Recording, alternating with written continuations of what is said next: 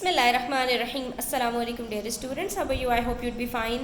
6A book में आज हम पेज नंबर 80 के ऊपर चैप्टर नंबर 4 रेशोज़ का क्वेश्चन नंबर 6 सॉल्व कर रहे हैं। तो वीडियो एंड तक देखिएगा और समझने की कोशिश कीजिएगा और अपने पास पेंसिल्स रखें ताकि क्वेश्चन के सॉल्यूशन को अपने पास नोट डाउन कर सकें।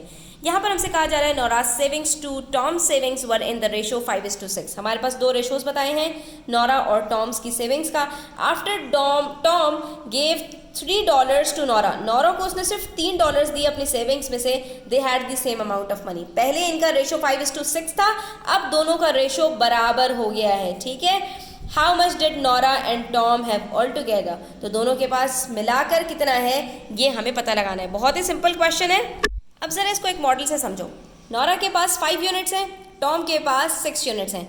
टॉम ने उठाकर $3 दिए हैं कि दोनों के पास बराबर हो गए। अब सबसे पहले ये समझ लो कि टॉम के पास कितना ज़्यादा है, सिर्फ 1 यूनिट ज़्यादा है। 1 यूनिट में से उसने कितना दिया होगा नोरा को कि दोनों के पास बराबर होगा? डेफिनेटली उसने आधा यूनिट दिया होगा।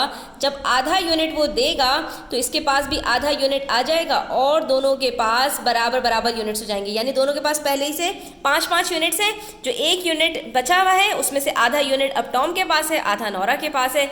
इस तरह से दोनों के पास बराबर बराबर यूनिट्स हो गए। ठीक है, और उसने एक्चुअली दिए कितने डॉलर्स हैं? $3 दिए हैं। इसका मतलब ये हुआ स्टूडेंट्स कि यहाँ पर हमारे पास जो आधा यूनिट है वो $3 के बराबर है। अगर आधा यूनिट $3 के बराबर है तो टोटल यूनिट्स हमारे पास कितने हैं? 5 और 6। इसको आप डबल कर लीजिए, यानी 11। 5 + 6 11 होता है। 11 का डबल कर लें तो वो बनता है हमारे पास 22। तो हमारे पास इसका मतलब है टोटल यूनिट्स जो है वो 22 होंगे इसमें, जबकि 1 यूनिट हमारे पास $3 का होगा। ठीक है, तो जब हमारे पास 1 यूनिट $3 का है तो $22 22 × 3 को कर देंगे मल्टीप्लाई, तो हमारे पास आंसर आ जाएगा। तो इसमें ज़्यादा कोई वर्किंग्स नहीं है स्टूडेंट्स, बस आपने ये बताना है Tom had 1 more unit than Nora, so he would have given her half of his extra unit to have same amount of money। उसने अपना हाफ यूनिट उठाकर दे दिया ताकि दोनों के पास बराबर हो जाएं।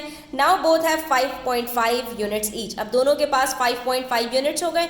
ठीक है, और हमने पता लगा लिया कि हाफ यूनिट बराबर है $3 के, तो 1 यूनिट बराबर होगा 3 × 2 दैट इज $6 के। जब 1 यूनिट बराबर है $6 के तो दोनों के पास मिलाकर 5.5 + 5.5 कितने यूनिट्स हो चुके हैं? 11 यूनिट्स। तो 11 यूनिट्स बराबर हो जाएंगे 11 × $6 के, दैट इज $66। तो दोनों के पास मिलाकर कितने डॉलर्स हैं स्टूडेंट्स? $66 हैं, जिसमें से हर यूनिट $3 के बराबर है। अब पेज नंबर 81 के ऊपर क्वेश्चन नंबर 7 देखिए। इसके अंदर भी हमारे पास इसी तरह का कुछ क्वेश्चन है कि the ratio of the number of pens to the number of pencils in a box was 7:5। ठीक है, एक बॉक्स है, उसके अंदर जो पेन्स और पेंसिल्स का रेशो है वो 7:5 है, यानी 7 यूनिट्स पेन के हैं और 5 यूनिट्स पेंसिल्स के हैं। After 21 pens and 21 pencils were sold, same amount निकल गई दोनों में से। The ratio became 11:7। रेशो क्या हो गया? अब इस तरह से चेंज हो गया। पहले 7:5 था, अब 11:7 हो गया। यहाँ पर स्टूडेंट्स आपने देखना इस चीज़ को है कि पहले रेशो के दोनों के जो है वो डिजिट्स थे वो कम थे, स्मॉलर थे।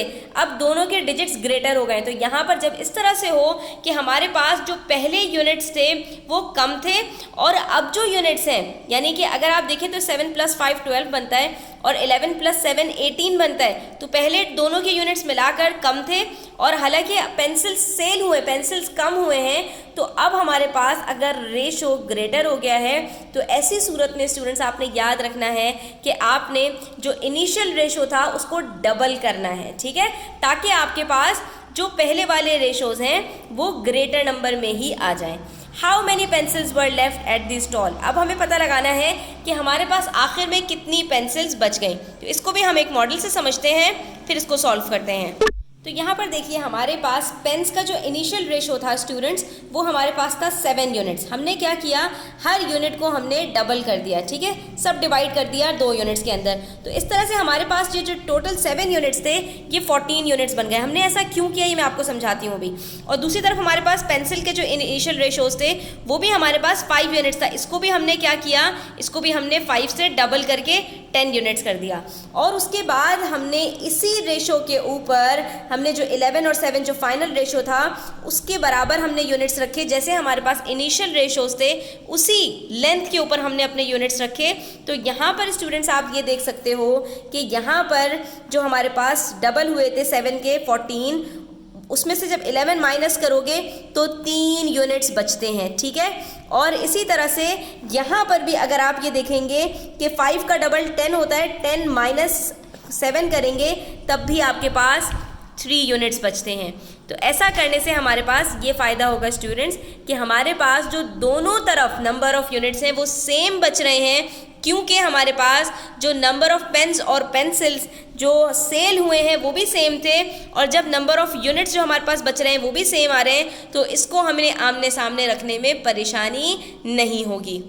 तो सबसे पहले स्टूडेंट्स हम यहाँ पर कहेंगे कि first we will double the initial ratio, और वो मैंने आपको वजह उसकी शुरू में ही बता दी थी, ठीक है। तो हमारे पास जो इनिशियल रेशो है वो 14:10 का हो जाएगा, ठीक है। उसके बाद हम डिफरेंस निकालेंगे, तो हमारे पास 14 माइनस 11, ठीक है, 14 माइनस 11 भी 3 यूनिट्स आ रहा है, और 10 माइनस 7 भी 3 यूनिट्स आ रहा है। इससे हमें ये बात पता चल रही है कि दोनों के सेम नंबर ऑफ़ यूनिट्स जब कम हो रहे हैं तो दोनों की सेम नंबर ऑफ़ पेंसिल्स या पेन्स भी बराबर ही जो है वो कम हुए हैं। तो इसका मतलब है कि 3 यूनिट्स हमारे पास 21 पेन्स या पेंसिल्स के बराबर हैं। तो 1 यूनिट बराबर हो जाएगा 21 डिवाइडेड बाय 3, यानी कि 7 पेंसिल्स या पेन्स के। हमसे इन्होंने पेंसिल्स का पूछा है कि आखिर में कितने पेंसिल्स बचे। तो स्टूडेंट्स हमारे पास कितने यूनिट्स हैं पेंसिल्स के? 7 यूनिट्स हैं। तो हमने कहा जब 1 यूनिट बराबर है 7 पेंसिल्स के, तो हमारे पास जो 7 यूनिट्स हैं वो बराबर हो जाएंगे 7 × 7, दैट इज़ 49 पेंसिल्स के। यहाँ पर हमारा क्वेश्चन कंप्लीट होता है। आई होप कि आपको क्लियर होगा। इस तरह के मजीद क्वेश्चंस देखने के लिए, उनके सोल्यूशंस जानने के लिए चैनल को सब्सक्राइब कीजिए। वीडियो अच्छी लगी हो तो लाइक कीजिएगा। अपना बहुत ख्याल रखिएगा। अल्लाह हाफ़िज़।